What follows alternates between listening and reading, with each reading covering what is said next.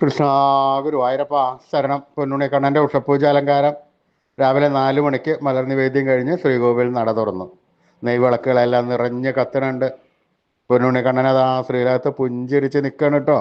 ആ നെയ്വിളക്കിൻ്റെ ശോഭയല്ലേ ആ പൊന്നുണ്ണിക്കണ്ണൻ്റെ പുഞ്ചിരിക്ക് കൂടുതൽ ഒരു സൗന്ദര്യമുണ്ട്. പൊന്നുണ്ണിക്കണ്ണൻ തിരുമുഖം ചന്ദനം ചാർത്തിയിട്ടുണ്ട്. നെറ്റിയിലൊരു സ്വർണ്ണഗോപിക്കുറി അണിയിച്ചിട്ടുണ്ട്. ചെവിയിൽ ചെവിപ്പൂക്കൾ വെച്ചിട്ടുണ്ട്. മാറത്തൊരു സ്വർണ്ണത്തിലകവും 2 സ്വർണ്ണമാലകളും ചാർത്തിയിരിക്കുന്നു. പൊന്നിൻ കിങ്ങിണി കെട്ടി പട്ടുകോണകമെടുത്ത് ഒരു ചുവന്ന പട്ട് ഞൊറിഞ്ഞെടുത്തിട്ടുണ്ട്. കയ്യിൽ ഓടക്കുഴലുമുണ്ട്. സ്വർണ്ണ കിരീടം ചാർത്തി കിരീടത്തിന്മേൽ 3 തിരുമുടിമാലകളും 2 വലിയ വരമാലകളും ചാർത്തിയിരിക്കുന്നു. അങ്ങനെ ആ സുന്ദര രൂപം നട തുറന്ന സമയത്ത് കണ്ട ഭക്തന്മാർക്കെല്ലാവർക്കും ആനന്ദത്തിലാറാടി ആ കണ്ണൻ്റെ തിരുനാമങ്ങളും ചൊല്ലി അത് ആ സോപാനപ്പടിയുടെ അടുത്തേക്ക് ഓടി ഓടി ഓടി പോകുന്നു. ആ സോപാനപ്പടിയിൽ നിന്ന് കണ്ണനെ കൺകുളിർക്ക കണ്ട് ആ കണ്ണൻ്റെ തൃക്കാൽക്കൽ വീണ് നമസ്കരിക്കണോ, പ്രാർത്ഥിക്കണോ. കണ്ണൻ എല്ലാവരെയും അനുഗ്രഹിക്കണോ.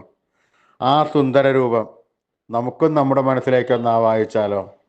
എല്ലാവരും ഒരു നിമിഷം കണ്ണടച്ച് പ്രാർത്ഥിക്കുക. ആ പൊന്നിൻ കിങ്ങിണി കെട്ടി പട്ടുകോണകം ഉടുത്ത് ചുവന്ന പട്ട് ഞൊറിഞ്ഞെടുത്ത് കയ്യിൽ ഓടക്കുഴലും പിടിച്ച് സർവാഭരണ വിഭൂഷിതനായി നിന്ന് പുഞ്ചിരിച്ച് നമ്മളെ ഭക്തന്മാരെ അനുഗ്രഹിക്കാനായി കാത്തു നിൽക്കുന്ന രൂപം അത് മനസ്സിലേക്ക് അങ്ങോട്ട് വിചാരിക്കുക. നമ്മുടെ മനസ്സിലേക്ക് അങ്ങോട്ട് ആവാഹിക്കുക. അവിടെ പ്രതിഷ്ഠിക്കുക. ആ കണ്ണനുമായി കുറച്ച് നേരം സംവദിച്ച് ആ കണ്ണനൊന്ന് കൂട്ടിപ്പിടിച്ചൊന്ന് താലോലിച്ച് ഒരു മുത്തം കൊടുത്ത് ആ തൃക്കാൽക്കൽ വീണ് നമസ്കരിക്കാം. കണ്ണൻ്റെ അനുഗ്രഹം നമുക്കെല്ലാം ഇപ്പോഴും ഉണ്ടാവും. അപ്പോൾ ഉറച്ച വിശ്വാസത്തോടു കൂടി നാമങ്ങൾ ചൊല്ലിക്കോളൂ. നാരായണ നാരായണ നാരായണ നാരായണ. ഉറച്ച വിശ്വാസത്തോടു കൂടി, സ്നേഹത്തോടു കൂടി, ഭക്തിയോടുകൂടി ആ കണ്ണൻ്റെ തിരുനാമങ്ങൾ ചൊല്ലിക്കഴിഞ്ഞാൽ ആ കണ്ണൻ അത് കേൾക്കാതിരിക്കാൻ പറ്റില്ല. ആ കണ്ണൻ അതിൽ കൂടുതൽ സ്നേഹത്തോടു കൂടി നമ്മുടെ അടുത്തേക്ക് ഓടി വരും.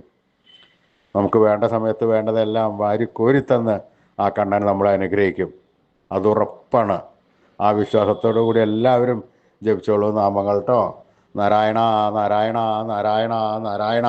കൃഷ്ണായ വാസുദേവായ ഹരേ പരമാത്മനെ പ്രണതക്ലേശനാശായ ഗോവിന്ദായ നമോ നമ. കൃഷ്ണായ വാസുദേവായ ഹരേ പരമാത്മനെ പ്രണതക്ലേശനാശായ ഗോവിന്ദായ നമോ നമ. കൃഷ്ണായ വാസുദേവായ ഹരേ പരമാത്മനെ പ്രണതക്ലേശനാശായ ഗോവിന്ദായ നമോ നമ. അച്യുതാനന്ദ ഗോവിന്ദ അച്യുതാനന്ദ ഗോവിന്ദ അച്യുതാനന്ദ ഗോവിന്ദ. ഈ നാമത്രയ മന്ത്രം എല്ലാവരും ദിവസേന ഉപാസിക്കുക. നിത്യ ഉപാസനയിൽ ഇത് ഉൾപ്പെടുത്തുക. ഈ മന്ത്രത്തിന് അത്രയും അധികം പ്രാധാന്യമുണ്ട്. നമ്മൾ ഈ മന്ത്രം ദിവസേന ജപിച്ചു കഴിഞ്ഞാൽ നമുക്ക് ആയുരാരോഗ്യ സൗഖ്യം, സർവ്വസമ്പൽ സമൃദ്ധി, സർവ്വ ഐശ്വര്യം, സന്തതി പരമ്പരകൾക്കെല്ലാം ശ്രേയസ് ഉണ്ടാവുന്നതാണ്. ഋഷീശ്വരന്മാർ തലമുറകൾ കൈമാറി തന്ന ഈ അമൂല്യ മന്ത്രം ഈ കലികാലത്ത് ഉപാസിക്കുന്നത് അത്യുത്തമമാണ്. അതുകൊണ്ട് എല്ലാവരും നിത്യ ഉപാസനയിൽ ഈ നാമത്രയ മന്ത്രം ഉൾപ്പെടുത്തുക, ജപിക്കുക. കണ്ണൻ്റെ അടുത്തേക്ക് നമുക്കെല്ലാവർക്കും ഒരുമിച്ച് നടന്ന് നീങ്ങാം. അച്യുതാനന്ദ ഗോവിന്ദ അച്യുതാനന്ദ ഗോവിന്ദ അച്യുതാനന്ദ ഗോവിന്ദ.